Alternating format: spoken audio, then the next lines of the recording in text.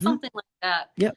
And yeah, so Air His Force is credentials are just impeccable. silent. Yeah. So why do you think, let me ask you this question, because with the David Grush topic, I think a lot of people are a little disappointed.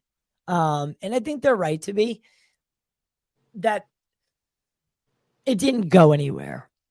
What's it going to take? Now, David Grush, 20 years ago, comes out, says what he says, gets in front of Congress, says what he says. Just him. Leave Graves, leave Fravor out of it. Just him. That's disclosure 20 years ago. Why? How is it today that does not stand the test of a news cycle? It blows my mind. I know. And that's why, everybody, again, I keep reiterating, everybody thinks disclosure is an announcement from the president. My fellow American, they're gonna yeah, interrupt. The classic, we're not alone. They're gonna interrupt your evening TV shows, and they're gonna say there's a right when nobody has cable anymore. Yeah, they're gonna interrupt your fucking. Well, they're gonna interrupt all the baby boomers. I thought it was just me who didn't have cable anymore. Yeah, so they're going to interrupt TV shows. They're going to say, we have an announcement from the president. The president's going to say, my fellow Americans, we've come across great news that we feel everybody is entitled to know, and we would like to share this with the world, that we are not alone. That's not going to happen. That's never going to happen. That is an unrealistic expectation. I know a lot of people have put that out there. A lot of people, every election cycle, somebody's out there putting that out there, saying that this is a possibility and it's going to happen. It is not going to happen. It benefits unless they have something to gain from it, which they don't right now. Disclosure is not going to happen that way. But I see disclosure happening right now, Ty. I see it happening everywhere. I see it happening with what you and I are talking about. I see it happening with Paul Wallace. He is a former preacher, and he talks about, interpreting the Bible with new eyes. And I see it with Mauro Biglino, who is a former Vatican Bible translator. And he is literally retranslating the Bible with modern terminology, and that's making huge inroads. One of the biggest revelations I think that's come from that research is that the word that we used for that was translated as spirit should have been translated as craft. That's huge. That is huge. The original word was ruach, which was translated as spirit. And now when he goes back and he looks to the original word, the original pictograph for that word, it's clearly a craft over water. So the word that was translated as spirit should have been craft. That changes everything. We're not talking about a Holy Spirit, some disembodied, spirit that's everywhere all the time. That's not what we're talking about. We're talking about a craft, and it's very clear. And even when you look back at the ancient art, it's very clear. They're talking about a craft. So it's not the Holy Spirit, it's the holy craft. It changes everything. But I think this type of change is so revolutionary. I think it will really take generations to sink in. I mean, I was just reviewing one of my books from Dr. Carl Jung, who's a very famous psychologist from the 50s and 60s. And, he's known for his work in archetypes, which was actually going to be the name of my podcast until Meghan Markle took it. But maybe ancient archetypes would be a better name for my podcast if I was going to do one. But, archetypes are very important in this. And I was just reviewing his book on flying saucers. And, we're talking about a very prominent psychologist from the 50s and 60s. And he said, he very clearly said, that it's inevitable that religion will morph into the worship of flying saucers. That flying saucers are going to will replace religion. They will they there's religion has nowhere to go to move forward into the future except this direction, and it makes sense. And when you look at what they're doing with Bible translation now, it really makes a lot of sense. So I do think that's where things are heading, but change is very slow. And people think that disclose, I still don't understand how it is people are waiting for their government to tell them what to think. And I think I have some dogs that need to calm down. Yeah, that's all right. That's all right. We get it. We get it. No, and I think you're absolutely correct. In one of the ways that I think, God, I just completely lost my train of thought because I was thinking about Logan, and I miss him. My dog is at my girlfriend's, so I haven't had him. And oh, sorry.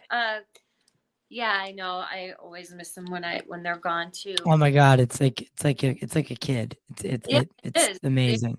But one of the cool things that so we brought up earlier is the time before the moon. Now, can you tell me anything about that? I have not. That's not something I've looked a lot into, but you are right. There are a lot of, and there's more than one. And you know what? I can look into this and What about, maybe next week we could talk about it. Yeah. Because next week, Mark D'Antonio might join us, and he's an astronomer. Fun. So, awesome. Yeah. I do know that there are multiple civilizations who do say that there was a time before the moon. And, so what does that mean? Does that mean that that whatever created the asteroid belt in space, whatever also created the moon? Does that mean it was artificially moved there? Is that the Death like Star?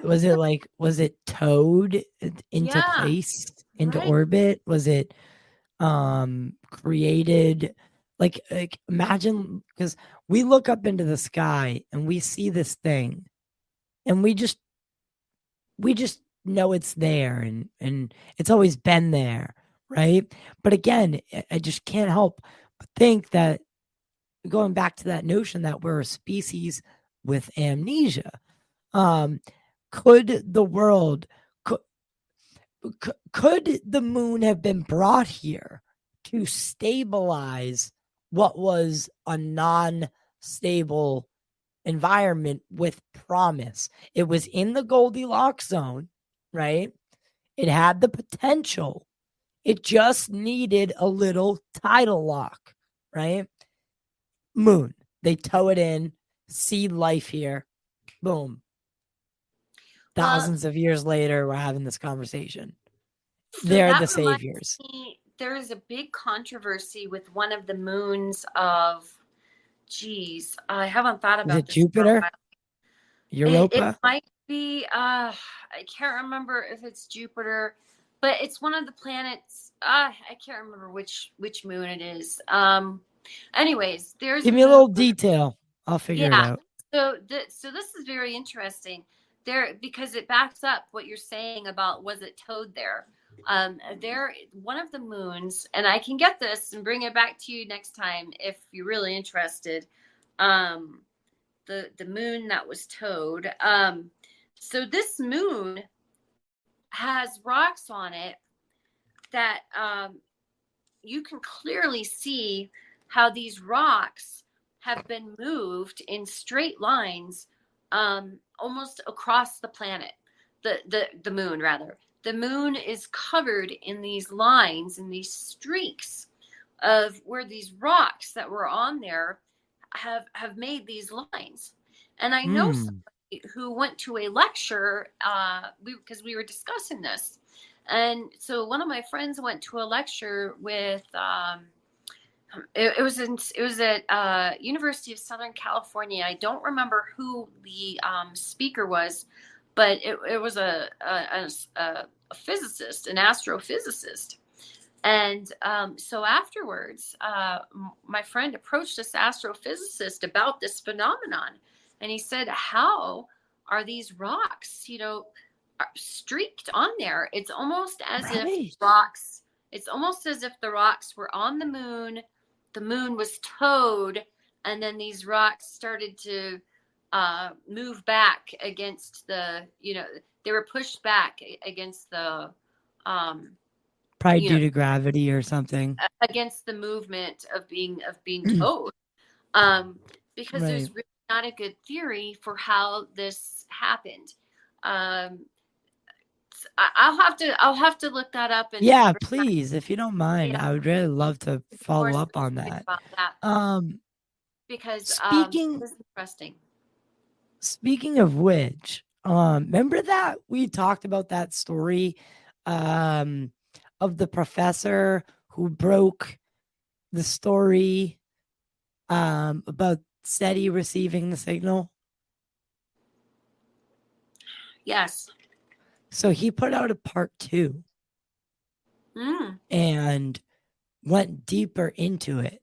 So we're not going to watch it, but for anyone who wants to follow up on that, what basically he's saying, this guy's real skeptical too. What was his name? God, I forget. Professor Simon. You're talking about that. Yes, Professor Simon. Yeah, Professor Simon put out a part 2 to that whole thing. So initially, this guy's legitimate skeptic, skeptic. And he debunks everything. Yeah. And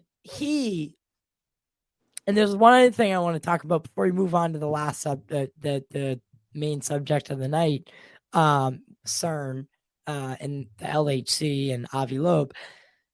This guy, he put out this, so he puts out this video, and he has a source inside SETI that is telling them that they've picked up not just like the wow signal, but some sort of repeating signal that they've determined or at least are determining that it is some sort of message being sent. Could it be, something older that's just getting here now? Radio waves, they travel very slow. We don't know, but he did put out a part 2, and I highly recommend that people watch it. It kind of goes into more detail about it, and I think it's really cool.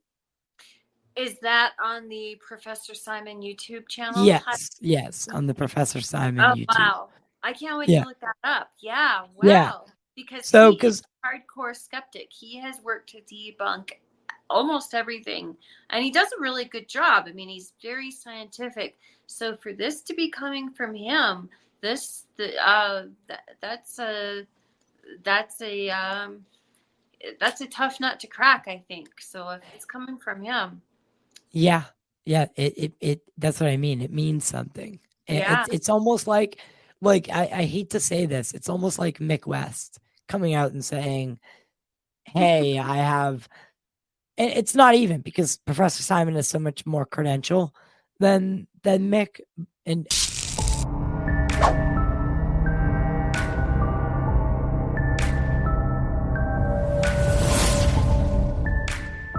Henry, Cheerable's Biomind.